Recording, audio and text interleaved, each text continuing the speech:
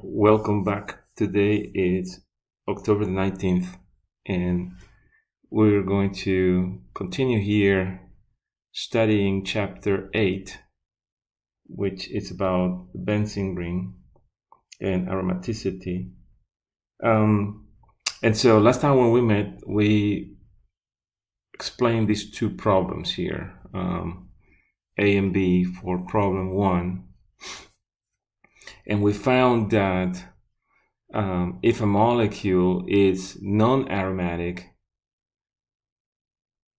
and its conjugate base is aromatic, then that's going to be a driving force for, in this case, was deprotonation. So we took cyclopentadiene in A and found that its conjugate base will produce a base that is aromatic because it will have 3 pairs of pi electrons, which is a total of 6 pi electrons. Whether the 7-member ring conjugate base produces 4 pairs of electrons. Notice that this molecule here, the 7-member ring, is actually it preferred to be in the non-aromatic form rather than the anti-aromatic form here. The anti-aromatic, it's the one form that is higher or highest in energy when compared to non-aromatic or aromatic. Aromatic is the most stable form. So if a molecule can somehow get there, it's going to do it to the aromatic form. All right, in B, we were also looking for which of these compounds will produce, which is a stronger acid. And we found that the compound on the right, it produces a non-aromatic molecule conjugate base when compared to the anti-aromatic of the one on the left. So the non-aromatic is preferred versus the anti-aromatic. So aromatic beats anti-aromatic and non-aromatic beats anti-aromatic. So that's the trend. Okay, let's check out the next example. And we're going to learn in a minute. Also, we're going to be doing some molecular orbital theories. All right, so between these two compounds, notice that the difference is this double bond right there. So simply just check out what this molecule is. What do you think this molecule is on the left? Anti, non, or aromatic? Anybody? The non-aromatic because it loses conjugation. Yeah, it's non-aromatic. And the way I look at it quickly, it's because I have 3 sp3 carbons here. You have one here, and one here. These are sp3 carbons, so therefore this molecule is not flat. It's tetrahedral. It has 3 tetrahedral carbons.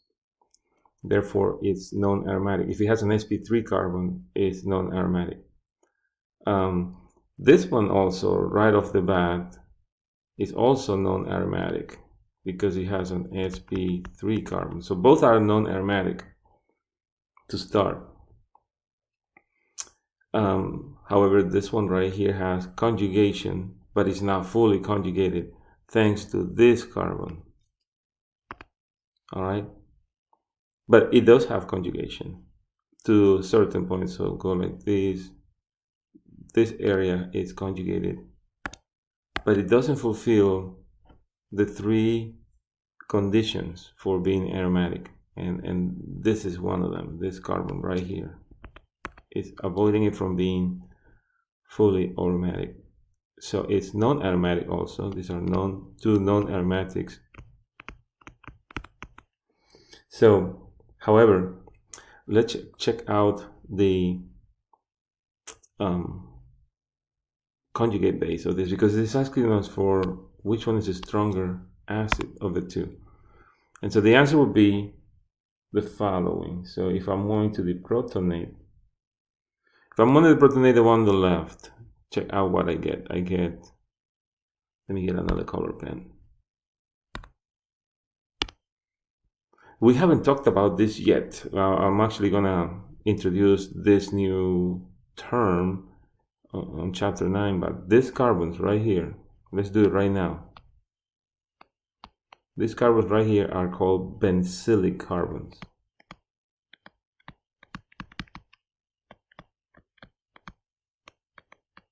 The benzylic carbons are the most reactive carbons in nature. The most reactive.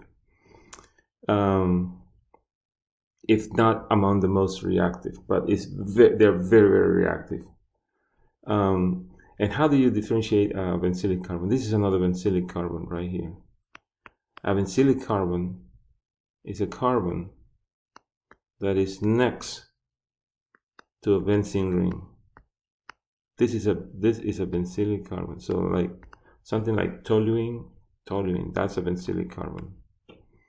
That's CH3 group right there. Could be a CH3, could be a CH2, could be a CH.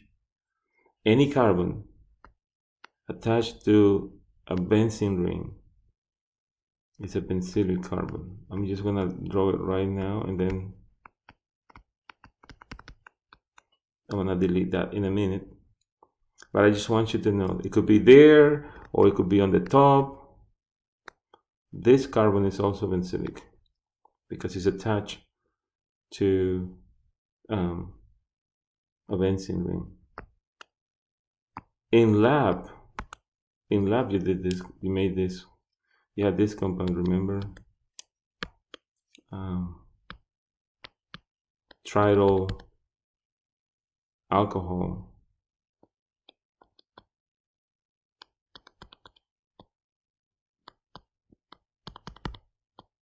And this is why I like to refer to the lab, because now we have a reference of something that you have done with your own hands. So when we added acid to this, we protonated the OH, and the OH left as a leaving group, as in the form of water. So you made this, and now we can say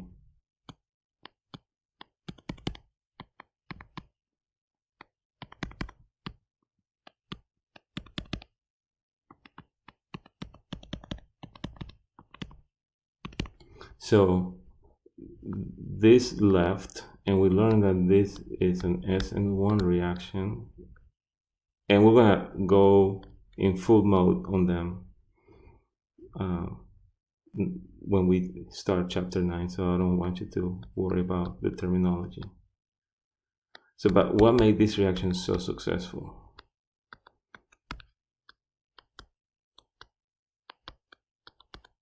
So here you had a carbocation, and then you had water. So this carbon is very reactive, at the same time that is very stable, because it's benzylic. This is a benzylic, and tertiary carbocation is two in one. So why? Because this carbon is connected to a benzene ring 3 times. And so remember this term, benzylic. We're gonna, from this point on, we're going to always talk about that. All right. So if I'm going to deprotonate any protons here on this carbon, on this molecule on the left, it will be here or here, but never here. Never there. Because the carbons attached to the benzene ring also, they have acidic protons. Those are your most acidic protons. So you get that? So it's It's all of that because they are benzylic carbons. And so those protons are also benzylic protons. All right, so the conjugate base of the molecule on the left, after I deprotonate, will look like this. Let me make this smaller because I need room for both of them.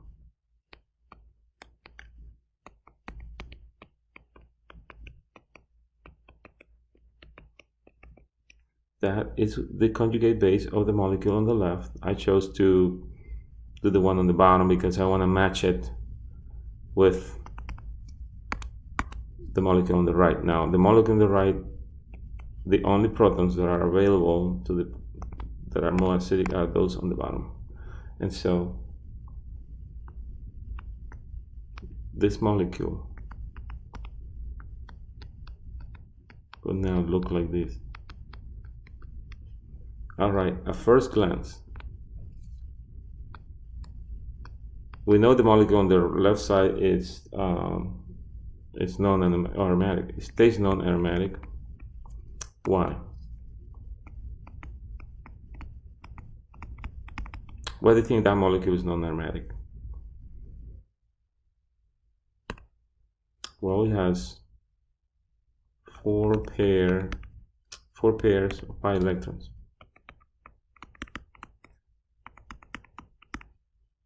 Right? It's got the 3 double bonds in the benzene ring plus the lone pair that on the benzylic carbon. So that's total of 4. But this is what makes it non-aromatic. It's got still has 2 carbons that are sp3. Right?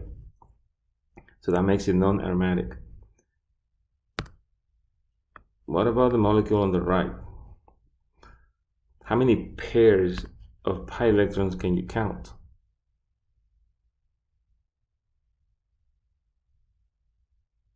Anybody? 5. 5, exactly right. So we have 5 pairs of pi electrons. Does 5 pair makes it aromatic, non-aromatic, or anti-aromatic? Why? You have to think about Huckel's rule. Let me pull my slides for that.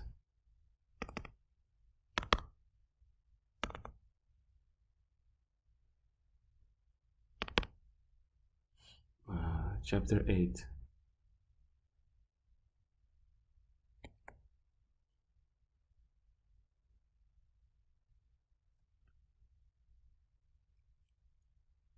All right. Let's go to Huckel's rule. I recognize Huckel's rules slide because it has a bunch of numbers right there.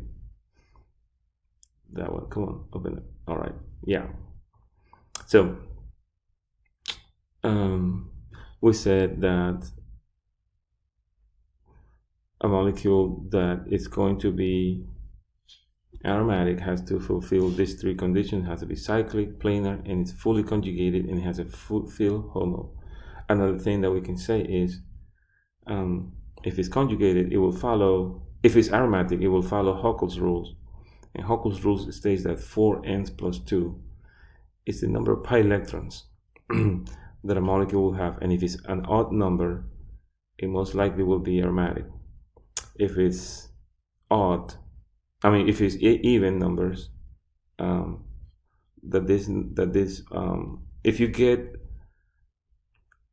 that the answer to this formula gives you an even number, then it's anti-aromatic. All right. And so the non-aromatic, I usually tell my students, well, if any of those 3 conditions is violated, it's non-aromatic. And it's usually because you have an sp3 carbon somewhere in there that is going to avoid the molecule from being fully conjugated or planar. It might be cyclic, but that sp3 carbon is going to give it away. All right. And it's not going to allow it to be aromatic. All right. So according to Huckel's rule, 5 is an odd number of pi electrons. Therefore, this molecule here on the left, on the right, is aromatic.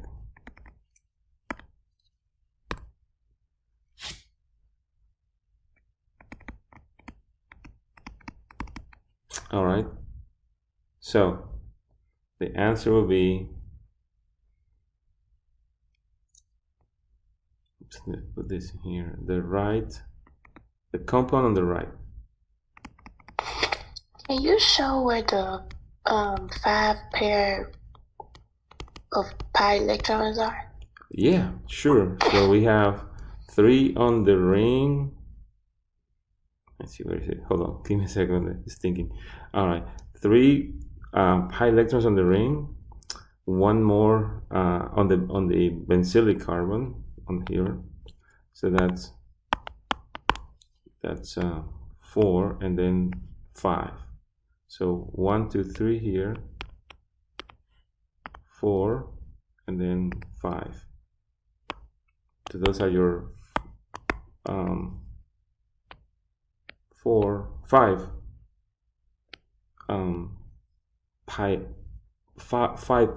pairs of pi electrons. Ooh, almost had a tongue twister. All right, so so you see that, Mia? Do you get it? Yes, I see. All right. So the compound on the right, its conjugate base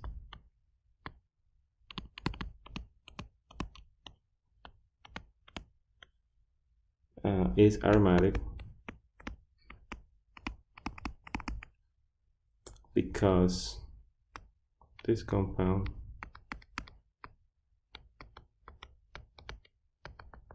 did I put the minus chart? Yeah. This compound has 5 pairs of pi electrons, which is equivalent to 10 pi electrons. So I always put that there. I always make the account, because when you will do the molecular orbitals diagrams, you will need to know how many electrons total you have from those pairs. So simply just multiply by 2. But it's always good to know both things. So you need to know these 2 things go together. The pairs fulfill Huckel's rules. And the second, the amount of total electrons, helps you fill out the molecular orbitals. All right, so that's why I always write both. All right, not so trivial. These are the things, you have to think about it and analyze what's happening. All right, let's do this all needed molecular orbital models. The book that we have these molecular models kind of like touch briefly, and it has them in colors and all that. Yeah, that's cool, but I don't think it explains it as well as just the way I am breaking it down. I wanna break it down so that it'll be easier for you to understand this.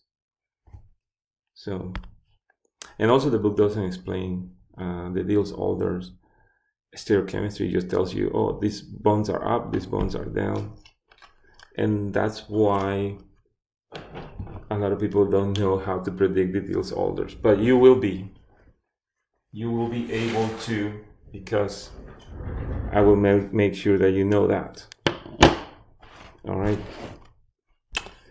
So let's see what number 2 here says.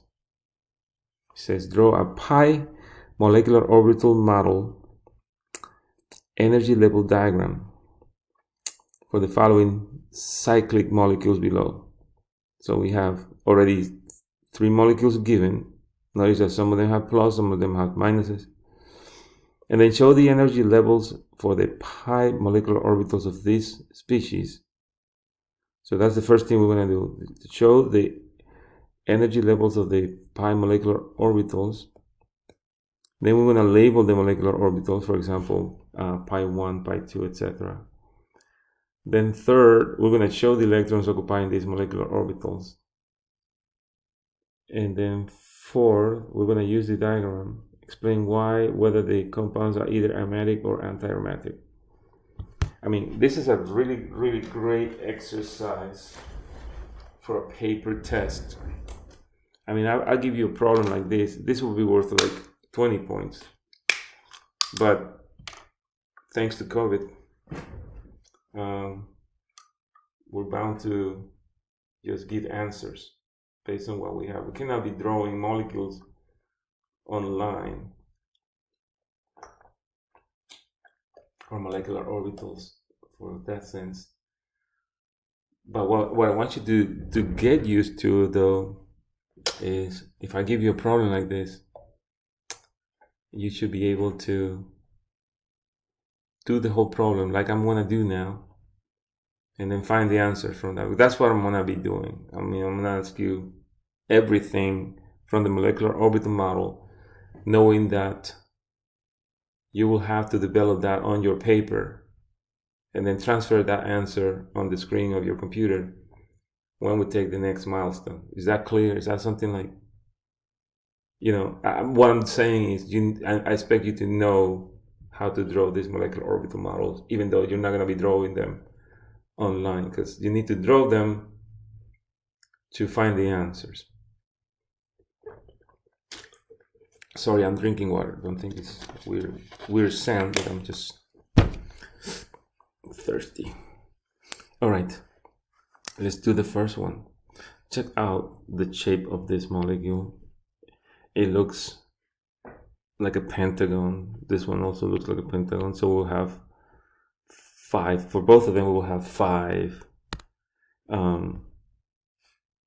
molecular orbitals. So the rules state that I put 1 down, and then that will be whatever one of them.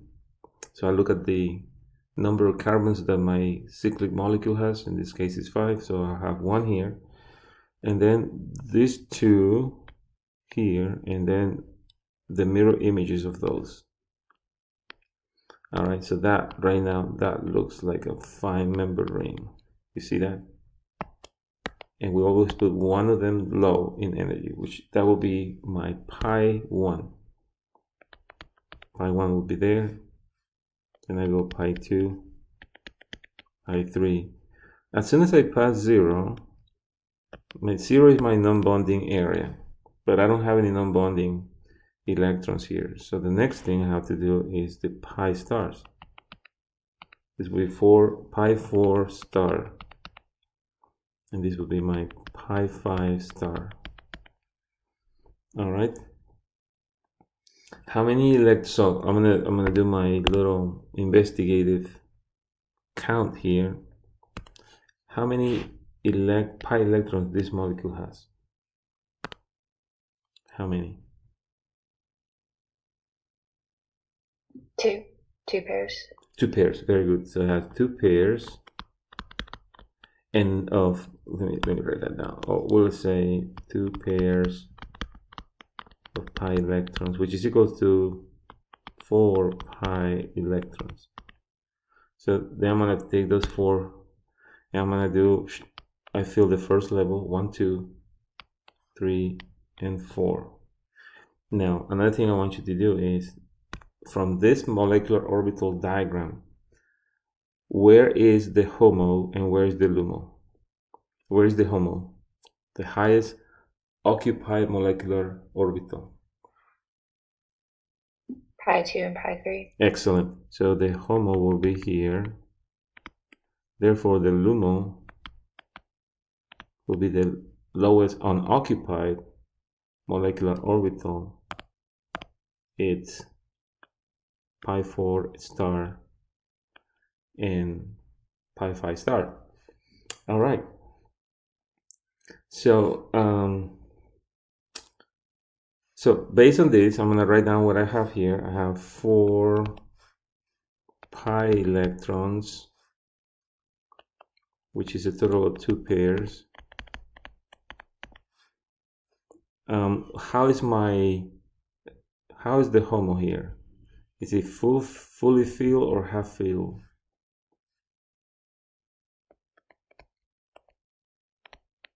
What do you see here on pi 2 and pi 3? It's half filled, right? So these are half. We have a half filled HOMO. And so this molecule is, what is this molecule then? Is it aromatic, non-aromatic, or anti-aromatic? I have a question before we answer that. Is A cyclic planar molecule?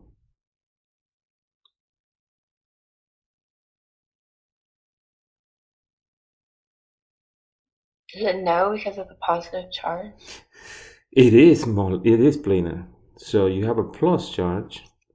How many protons are left here on that carbon that has a plus charge? 1 or 2? 1. So this carbon that is plus,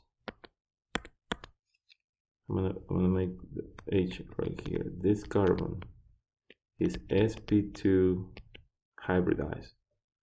It has 3 directions: 1, 2, and 3. Therefore, it is planar. Alright, so this carbon is planar.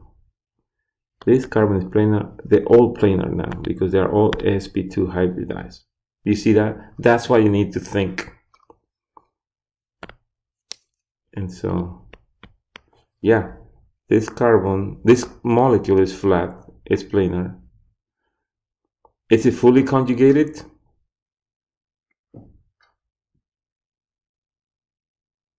That's a trick question.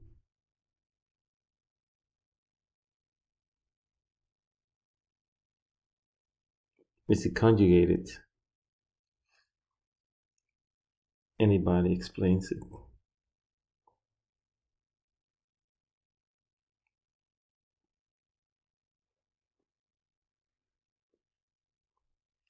So the answer is yes, it is conjugated. So starting from this bond, so it's sigma pi sigma pi sigma. So it is fully conjugated. So, but what throws it out away is that it has a half-filled HOMO. And if it has a half-filled HOMO, where is it? Right here. Then this molecule is anti-aromatic. So I want you to learn this slide here that says terminology. You gotta use it up in order to solve this problem. So this molecule is anti-aromatic. Notice that I'm going really, really slow so that you can understand what is happening. All right, let's do the next. Any questions up to this point? So, yes. SP2 or SP3? Could you please repeat? Is it planar if it's SP2 or SP3? It is planar only if it's sp2. Oh, okay, because I thought you said that SP3 is a quick way to tell if it's planar. No, sp3, what I said here was sp3 is a quick way to say it's non-aromatic. Oh, okay. Yeah. Gotcha. Yeah, because then it will be tetrahedral, right? So, and tetrahedral molecules are non-planar. But sp2 carbons, they are flat. They are planar. All right.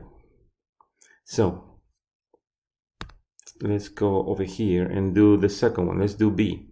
B has 5 atoms around the ring, so we'll have also 5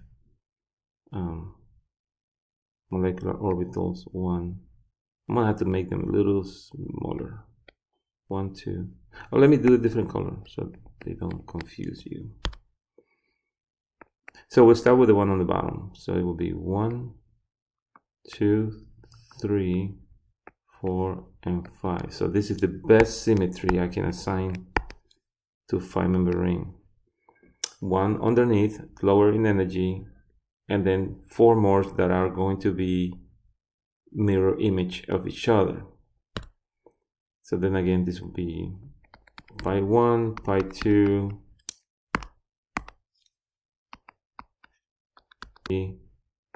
pi 4 star, and pi 5 star.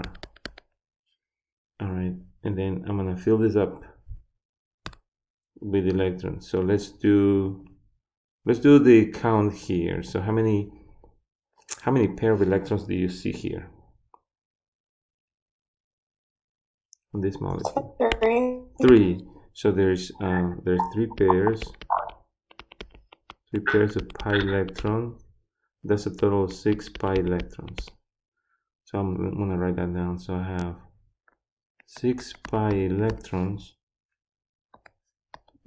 same as 3 pairs, and I have, so I'm gonna fill them up. 1, 2, 3, 4, 5, and 6. Here's the HOMO, and here's the LUMO.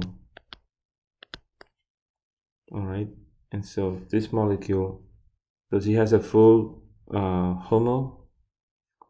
Fully filled HOMO? Yes.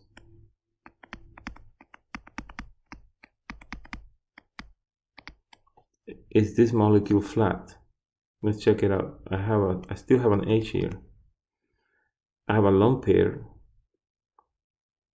How many directions does this carbon have?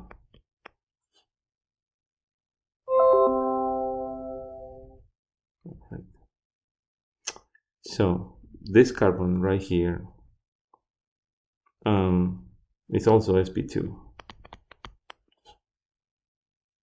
believe it or not, because the electrons, let's see how I'll explain this.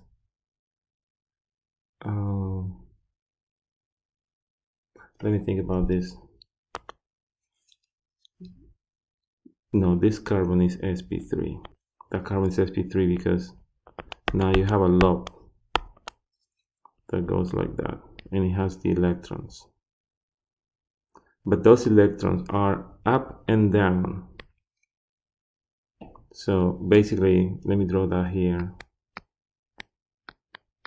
This molecule will look like this now. And you have that like that. So I almost fooled myself here. This molecule, this carbon, it is sp2.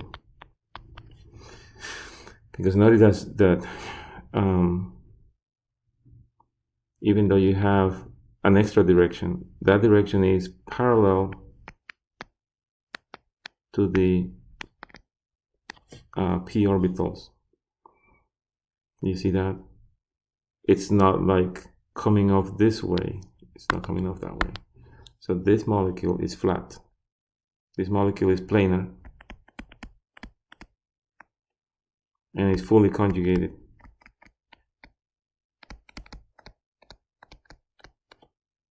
Therefore, this molecule is what?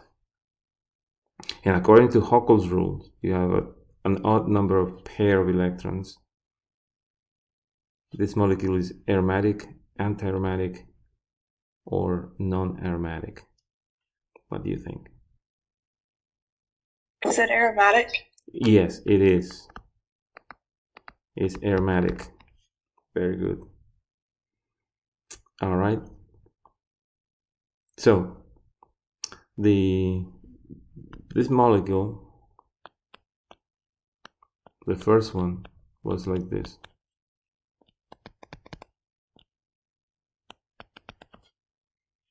So it has an empty p orbital, which is in conjugation with that, with those pi orbitals in the double bonds. Therefore, it's fully conjugated, and it's also planar. This is an sp2 carbon, and that is also an sp2 carbon. And that's because it's conjugated. If you had something like, if you had something like this, CCH3,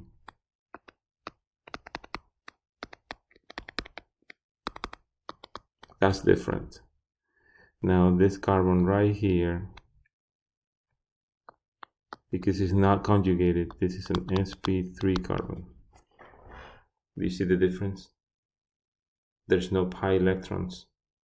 There's no pi bonds that this anion can conjugate with. So you have a full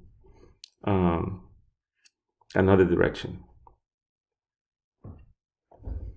So very subtle things that you have to know here. All right, so let's do the last one, the third one of this example.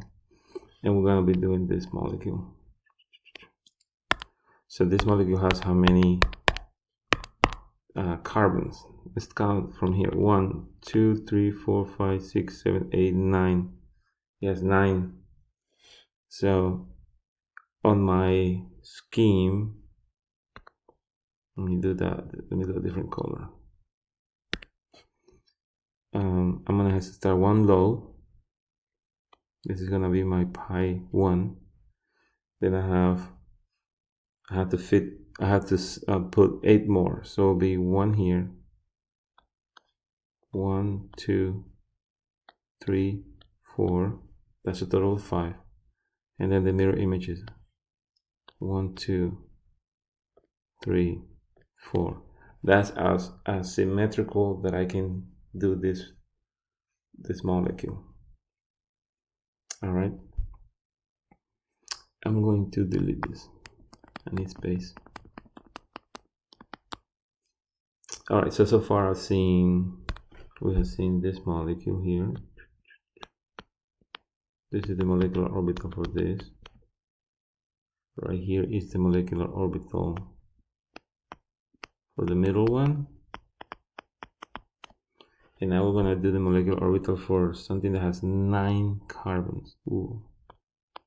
1, 2, 3, 4, 5, 6, 7, 8, 9, and is it 10?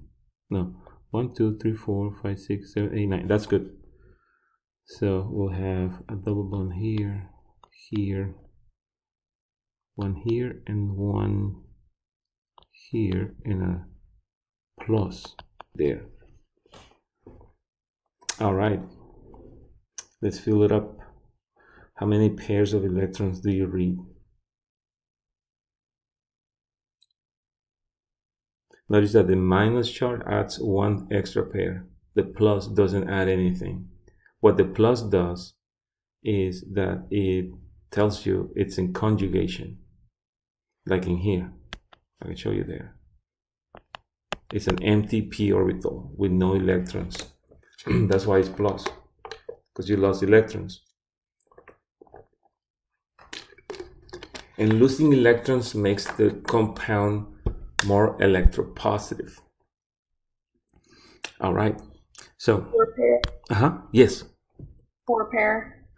4 pairs. Excellent, Kaylee. All right. So we have 4 pairs of pi electrons, which is a total of 8 pi electrons.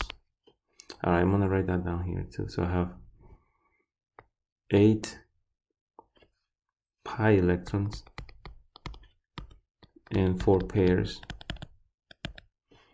and I have to fill them up. So I have 8. So I'm gonna do 1, 2, 3. Hold on. Check this out. We have to apply Huckel's, not Huckel's, Pauli's and the Aufbau principle and Hunter's Hunt's rule. So what? 1, 2, and then 3, 4, 5, 6, right? 7, 8. Haha. So what we have is, no, that's not right. Oh, come on, delete. There you go. It gets stuck every time I switch to like the eraser. So this is the HOMO, this is the LUMO now. All right, I wrote this down too close. I need to put the pi. I need to define the pi's. All right, so that will be, so this is pi 1, pi 2, pi 3, pi 4, and pi 5. So pi 4 and pi 5 are the HOMOs, and pi 6 star and pi 7 star are the LUMO. Pi 8 star and pi 9 star are also anti-bonding. So total here we have 8 pi electrons, 4 pairs. We have a half HOMO. What does this make it? Whenever you have a half field HOMO, that makes it anti-aromatic. All right, so in recapping, anti-aromatic will always have a half field HOMO, or it will be non-planar. Might be fully conjugated, but it will be non-planar. It most likely will be cyclic. But anti-aromatics are usually half field HOMO, and they are non-planar, and that's how you figure that out. And non-aromatics will have an sp3 carbon that makes it to have a tetrahedral structure there. So that's non-planar. And then aromatic are cyclic, planar, fully conjugated, and they have a field HOMO. All right. Wait, did you say that the anti-aromatic are not planar? Yeah. So, like for example, this one, we thought it was aromatic. We thought it was right here. It was anti-aromatic, but because it was, we'll figure out that this was a tubular shape, then it became a non-aromatic. Let me think back what I said here. Let's see what I said here. So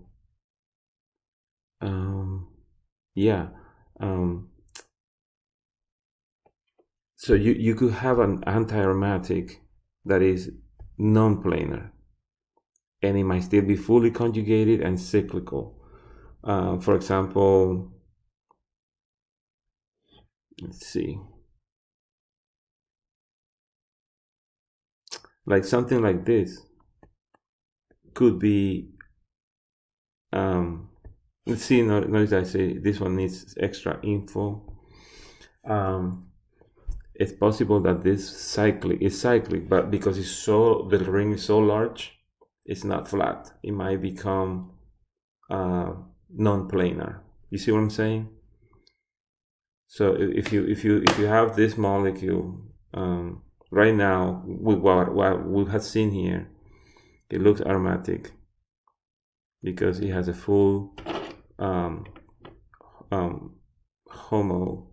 fully filled HOMO. But if that ring, the entropy of that ring makes it like kink a little bit, let's say this carbon is lower and this carbon is higher, then the molecule is no longer flat. So then that molecule will fall into this category where it's oh, wait a second, what am I saying? I think I messed up. Antiaromatics are always flat. My bad. Yes. Sorry about that, Kaylee. Thank you for catching that up. I just remember on A on this number, you said that it was planar, and then you said that it was anti-aromatic. So I just wanted to clear it up. Yeah. I don't know what I was thinking. Yeah, I was thinking about this tubular thing, and I thought that was anti-aromatic, which it is. It is I thought it was anti-aromatic, but that's because I haven't seen the shape yet, so that it became non-aromatic. Yeah, thank you. Sorry about that. Thank you. Yeah. So recapping here, I was saying most likely the anti-aromatic then will be something that it has a half-fill HOMO. All right. Okay, so let's go back over here. We have 1 minute to go. Then, therefore, this molecule here is aromatic, non-aromatic, or anti-aromatic. What do you think it is? Based on what we've seen.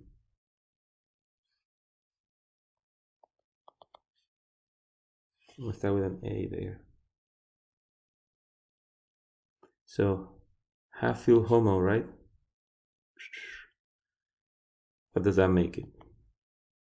Anti-aromatic. Yes, anti-aromatic.